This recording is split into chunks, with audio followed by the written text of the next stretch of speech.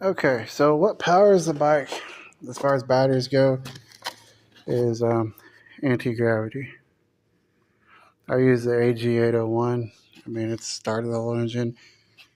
My last anti-gravity battery, 801, it's lasted for 5 years in extreme heat and extreme cold here in the beautiful state of Oklahoma. And we're just going to hook it up real fast, and then we're going to test the electricals. All right, we'll be back. Okay, so we got our AG801 just hooked up, just a little mock-up.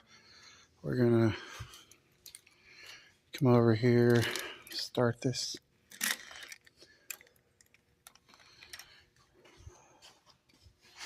Uh-oh. Oh, that's right, I unplugged it. Hold on.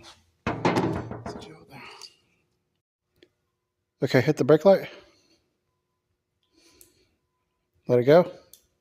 Okay. All right.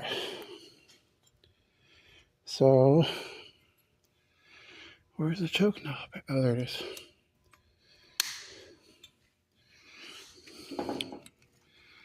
Somewhere on the other side here, isn't it? There it is.